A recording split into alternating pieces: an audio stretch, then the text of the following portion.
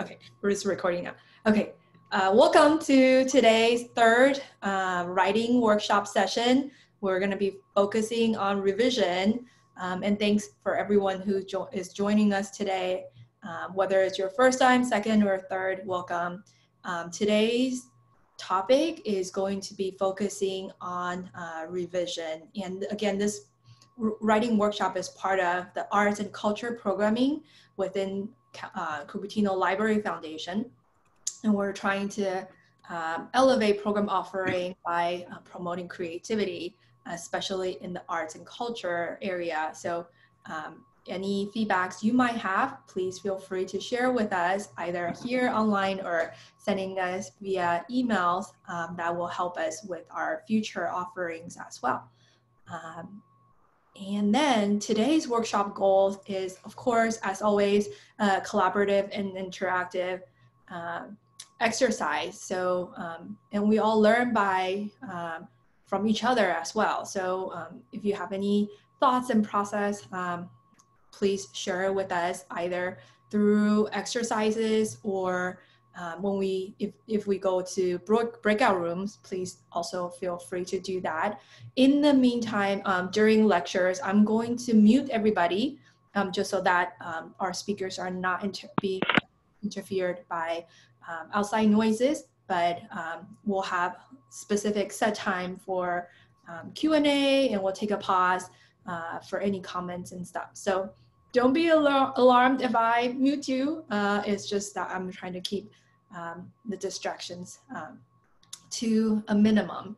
About our lecturers for the series, Ria and Ankita. Ria is currently a student at Monte Vista High School. Ankita is a college student at Berkeley studying biology and creative writing. And both of them, though young in age, are very established and published authors. They've had 2 books already, fiction books published already. And Akita also has written short fictions, poetry, and essays that has been published as well. So without further ado, I'm going to turn over to Ria and Ankita. Yeah, so as Carrie mentioned, we would love for you to have something to write with. So this can be pencil and paper, Google Doc, whatever you'd like. And also, I'm going to be taking over the second half of our workshop today because Ria has to leave early.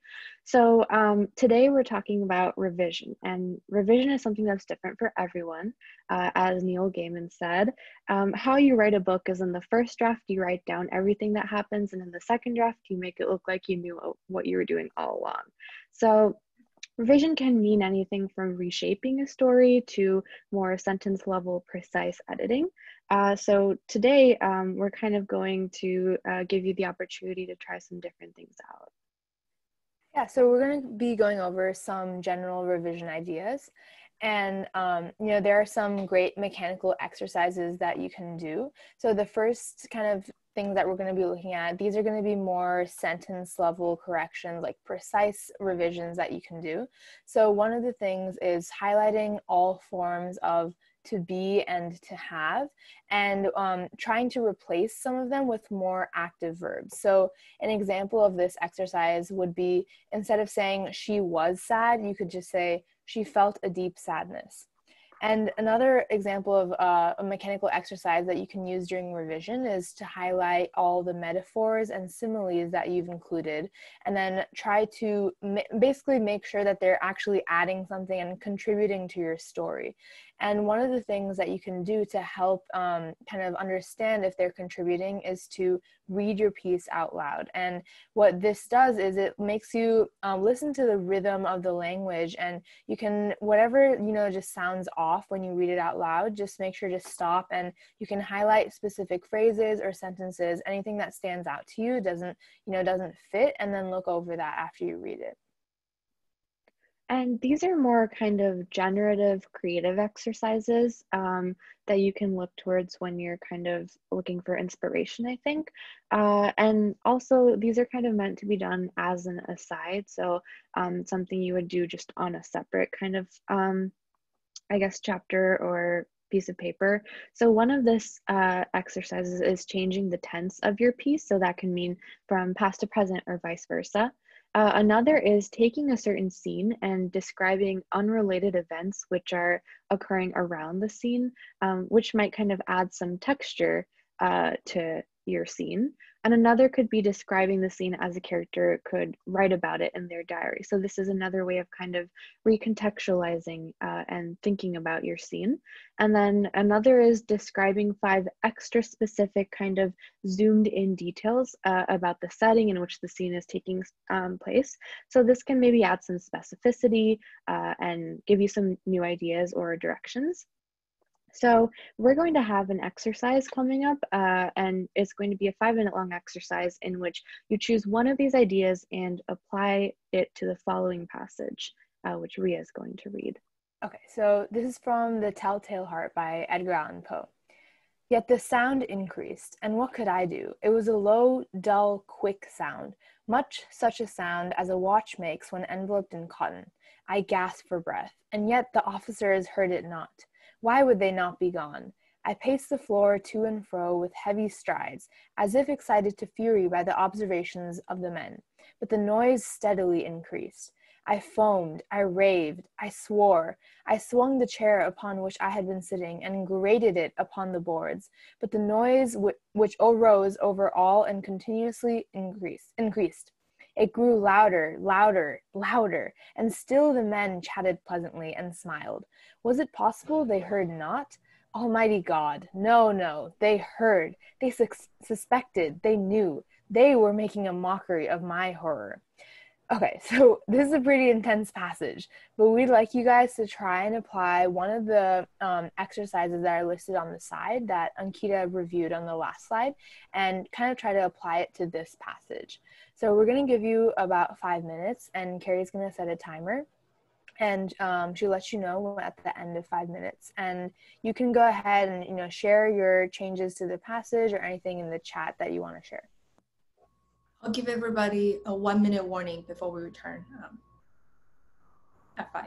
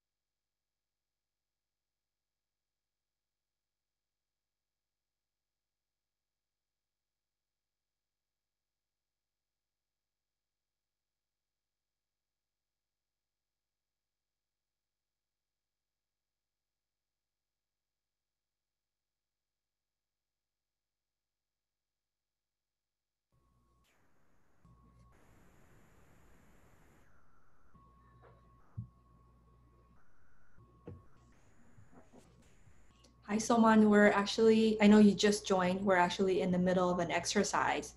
So just kind of jump in, settle in, and see if you wanted to do the exercise. And we're going to come back in about 3 minutes, and I'll let you know when that happens.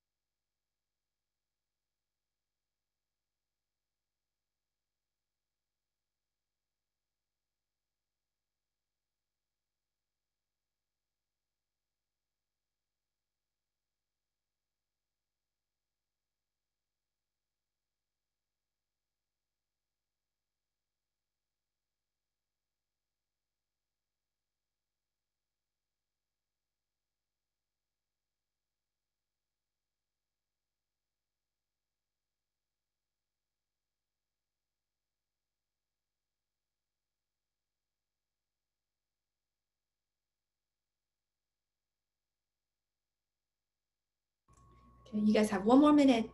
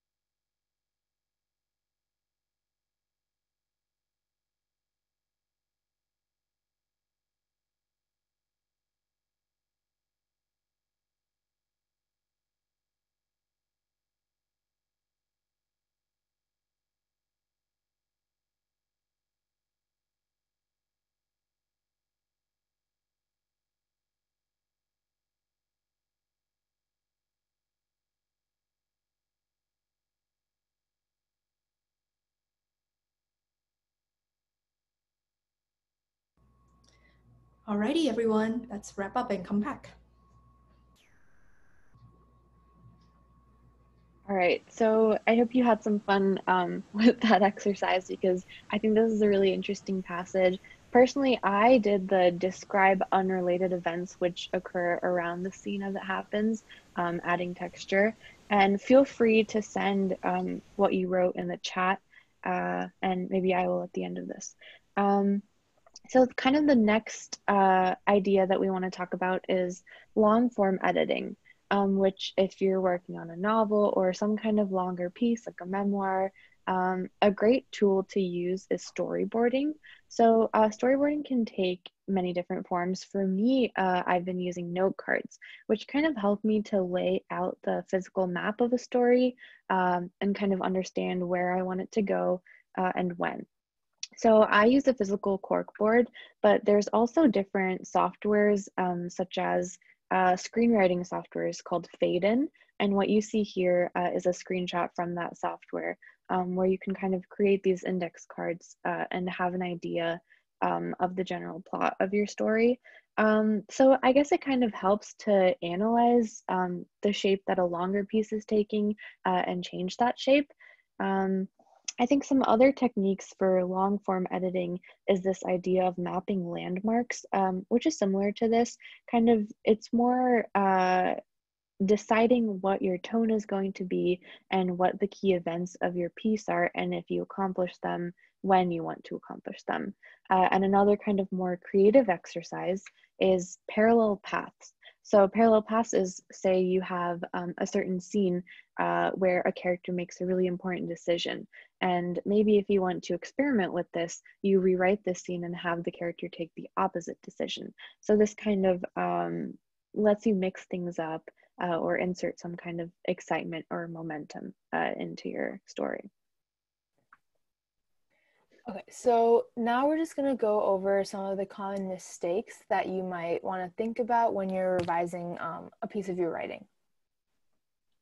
So the first common mistake that we're going to talk about is the idea of head hopping. So I'm going to read this passage for you and let's see. Okay.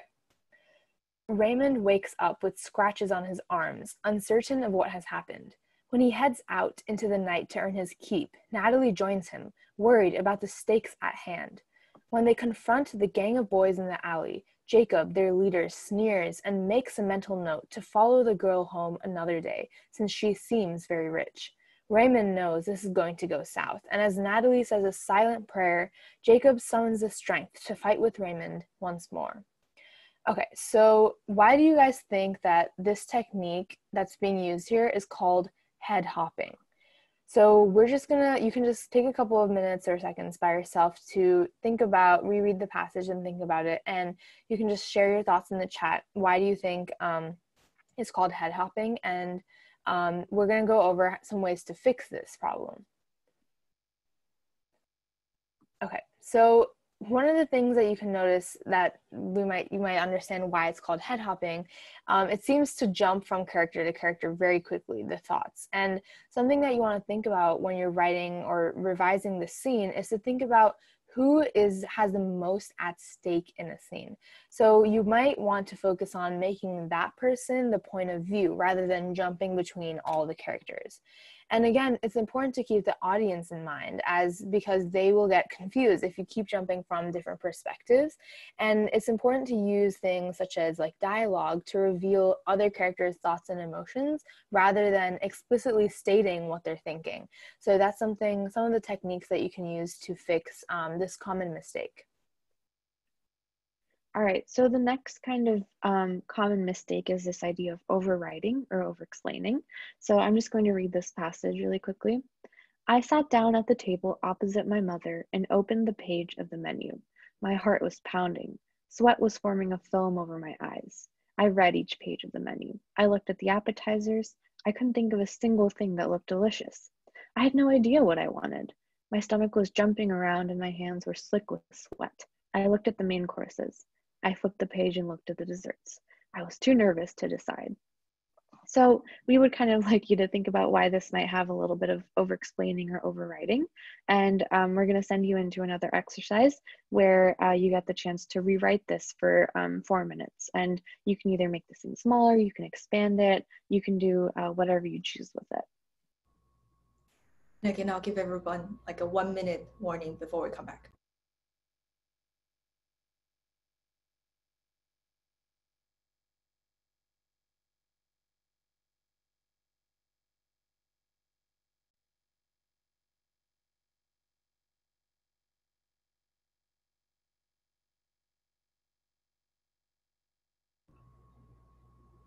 Okay, we're just gonna get 1 more minute before we come back.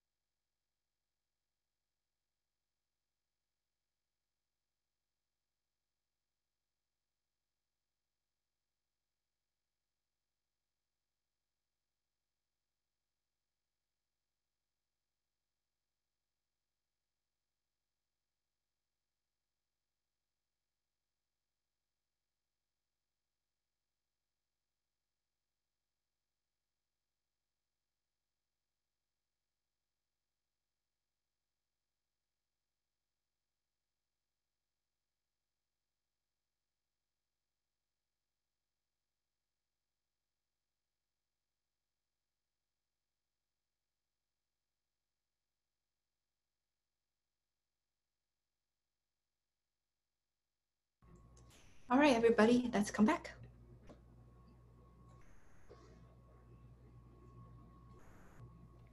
All right, so everyone feel free to share what you wrote in the chat, and I will share what I wrote. So I said, I sat down at the table opposite to my mother and hesitantly flipped open the page of the menu. With my heart pounding and sweat droplets forming over my brow, I read through the choices. Too many choices. My mother looked at me and narrowed her eyes and snapped, "Are you ready to order?" Panic-stricken, I could only shake my head. So I kind of reduced the physiological mentions of anxiety, and I also expanded the scope of the scene to the mother. There's also, I think Randy sent in her example, which I'm going to read out loud if that's okay. My mother and the menu confront me. Appetizers, soup, steak, too much, my gut protests. Desserts, I flip-flop like my stomach. Eyes blur. My mother waits, says, well? So this is awesome because it's kind of narrowing down, but it's also, in a sense, making the sense of anxiety really apparent in the sentence structure and the repetition. And it's concise, but it really gets the point across. So thank you so much for sharing that, Randy. So yeah, I think Leah's going to. Yeah. Okay, so next thing that we're going to think about is knowing your audience. So this is a really important factor in your writing. And I'm just going to take a look at this passage and read this. So this is from Pride and Prejudice by Jane Austen. Mr. Bennet's emotions were much more tranquil on the occasion, and such as he did experience, he pronounced to be of a most agreeable sort, for it gratified him, he said, to discover that Charlotte Lucas, whom he had been used to think tolerably sensible, was as foolish as his wife, and more foolish than his daughter. Now, what if Pride and Prejudice was rewritten into a story aimed at an elementary school-aged audience? We're going to have one more exercise, and we're going to give you about 4 to 5 minutes to rewrite this scene as if it was in a book aimed for elementary school-aged audience. So just try your best, and again, feel free after you write to share it in the chat, and Carrie will set a timer and go for it.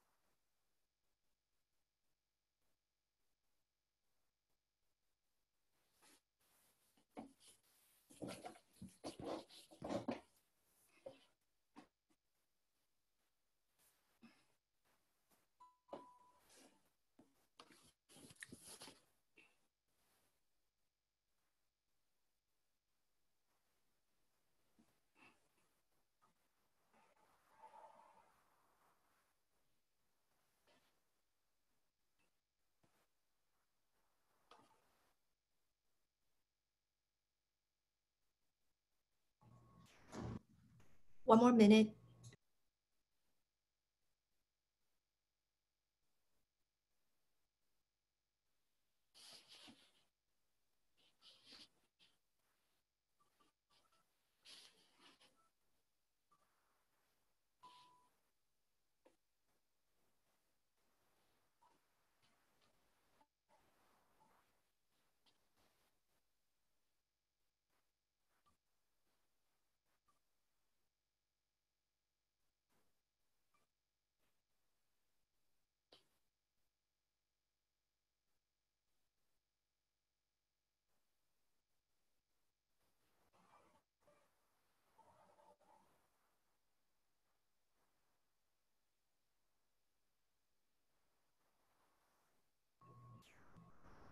Okay, guys, let's wrap up.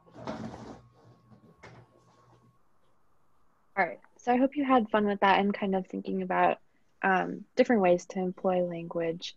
And I'm going to move on to, this is kind of the last thing that I'm going to talk about, and then we'll just have kind of a group discussion. But there's this idea in writing of the ladder of abstraction. And I'm going to read this passage from Peter Clarke's Telling True Stories. And he kind of talks about this from a journalistic point of view, but I think it's really applicable to all kinds of writing, fiction and nonfiction. So in storytelling, we create meaning at the top of the ladder and exemplify that meaning at the bottom of the ladder. Writing at the top of the ladder is telling, presenting a summary. Writing at the bottom of the ladder is showing, presenting detail. The ladder of abstraction helps writers figure out how to express meaning at the top, how to specify it at the bottom, and how to avoid the muddle of the middle. When you include detail in a well-crafted narrative, it leads the reader up the ladder in his or her own mind to derive meaning from the story. If you show me a scene in which a 14-year-old girl gives away her down jacket on a chilly day, you don't have to tell me she's compassionate. Her act exemplifies it. So basically, this is kind of saying that you don't need to explicitly state things so much as lead the reader there using concrete specificity, you know, and overall it's maybe more effective to kind of pick out these details rather than, you know, over explicating. Especially, this is kind of good to think about when you're revising a piece of writing and thinking about your audience and thinking about reader perceptions. So kind of in summary, revision is really different for everyone. There are a lot of different exercises and ways of thinking about a piece of writing, and I really encourage you to try things out.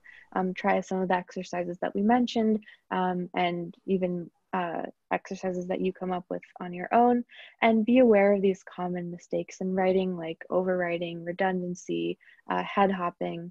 And next time in 2 weeks, we're going to kind of talk about the publishing process and where you can take your writing next. And we're going to be meeting at 2:30 p.m. on Saturday, August 22nd.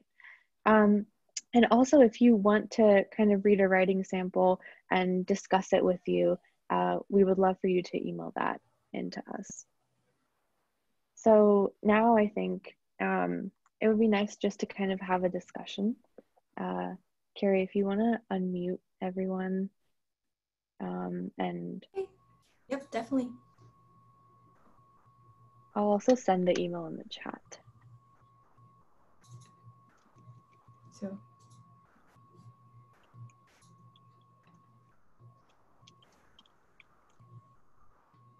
feel free to chime in.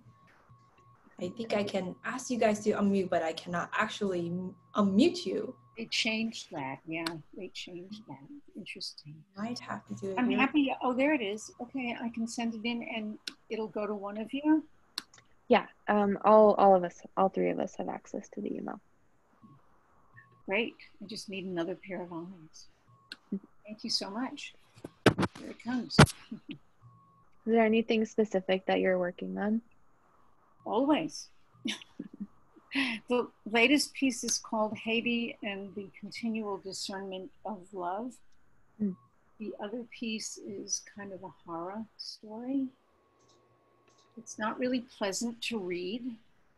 It's not really pleasant to write, so you don't want to write that stuff. But I just had to write it, so I threw it out there. Let's see, the other is a one-page short poem of sorts. That's very cool. I'm working on a short story right now, which is also kind of horror-ish, but I think it's interesting to look back on certain events and write about that. And then Carrie, I think last time you mentioned you were also working on something, right? It was just as part of this workshop, just yeah, not anything concrete, but it was fun to kind of ride along. And does anyone else have any questions about book recommendations or questions in general? Yeah, what do you think of Joyce Carol Oates? I'm a big fan of Joyce Carol Oates. It's actually funny because so I'm an undergrad at Berkeley, and she taught a writing workshop at Berkeley, I think 2 or 3 years ago. And unfortunately I didn't get to be a part of it, but I've heard a lot of interesting things.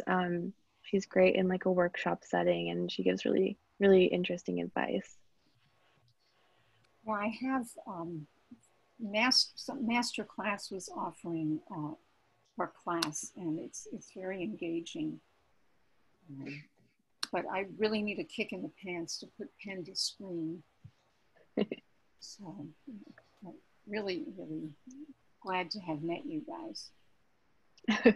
Yeah, I'm so glad that this might give you some ideas or, you know, help you. I with have the a lot of revision ideas. process. The problem is I don't know what to do with it all. Ideas are, yeah, it'd be nice to sort of stick to a short story or something, but I don't know. Truth is stranger than fiction, is it not? That it is. Akita, if you don't mind us asking, what is your personal kind of rewriting and revising kind of process? Do you have like a methodology you follow? Sure. Or, yeah. I think my methodology is really different depending on what I'm working on. So right now, for short stories, what generally happens is short stories for me are kind of like I've had ideas doing around for a while, and I sit and kind of pour it out onto the page over a period of few days. And then I generally find that when I'm revising things, it's helpful to give it a rest for, at least 2-3 weeks, and then come back and look at it with fresh eyes. I always send it to a variety of people to kind of get an idea of the reactions from different people. And then I go back after a while and kind of I see it with these fresh eyes. And maybe I've also picked up some things in the meantime, which I want to include. But yeah, I think with longer things, I do a combination of editing as I go, plus giving it a rest and then coming back. And definitely like the visual language, like kind of seeing how my story is laid out visually helps with planning and also editing longer things.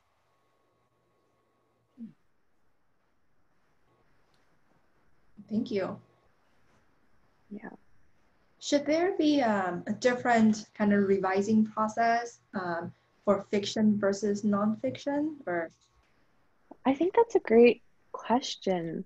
I think that I've written a few like nonfiction essays in the past where I've had to interview people and I get a lot of material from the interviews. And I think in nonfiction particularly, it's important to verify facts and, go back and ensure that what you're stating is accurate. As well as, getting other people's, I'm a writer for the Daily Cal, which is the Berkeley newspaper. And one of the major parts of writing about people who, maybe you're not a part of that community is making sure that you're representing them fairly, and you always want to check in with a person of that community. And yeah, just that kind of verification I find is really important in nonfiction versus fiction. You can pretty much, it's your own world. It's true.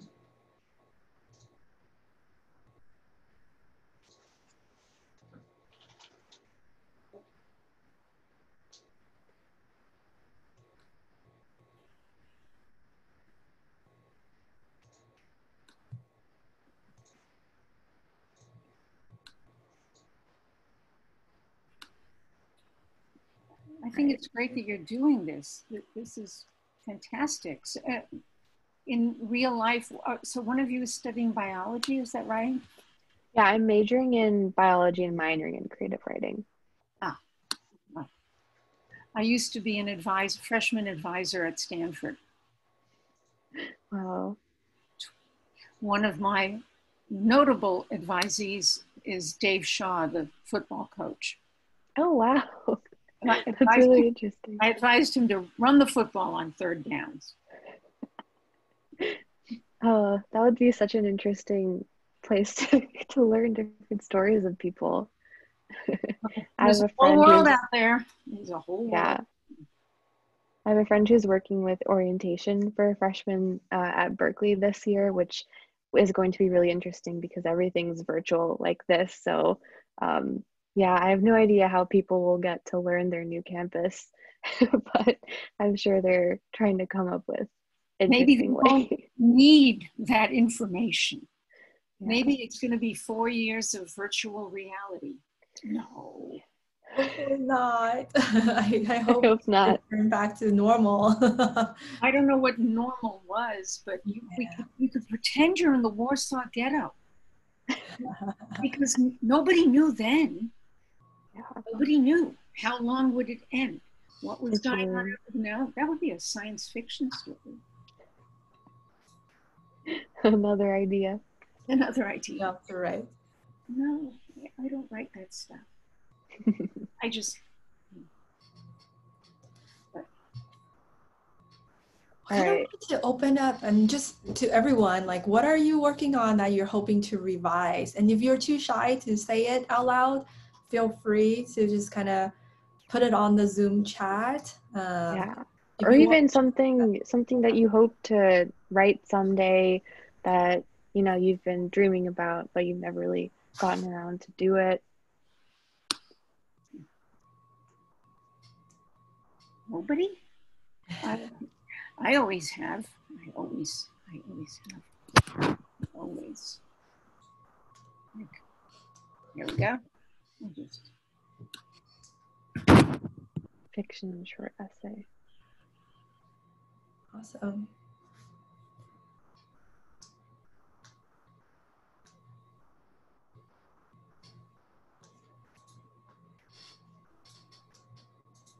So these are, these are fragments.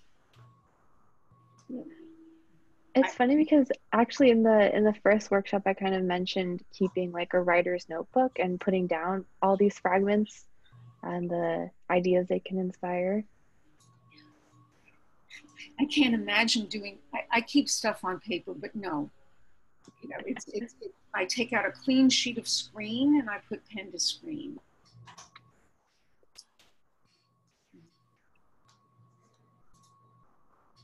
Personally, I always wanted to write a screenplay about the Kohinoor diamond, which you know, has a very interesting and checkered past.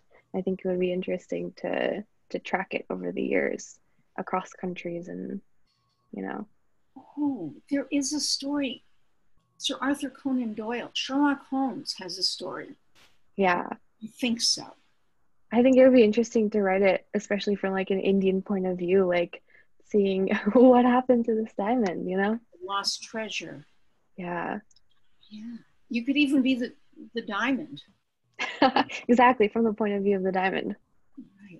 Getting a little bumps and scratches, hanging between all those breasts, all those years. That would be interesting. Okay, so if we don't have, I'm going to stop. I've sent you something, so you can, if you in your spare time. Oh yeah. I already emailed it. It's awesome. I'll take a look, and I'll stop the share. So yeah, tear it apart.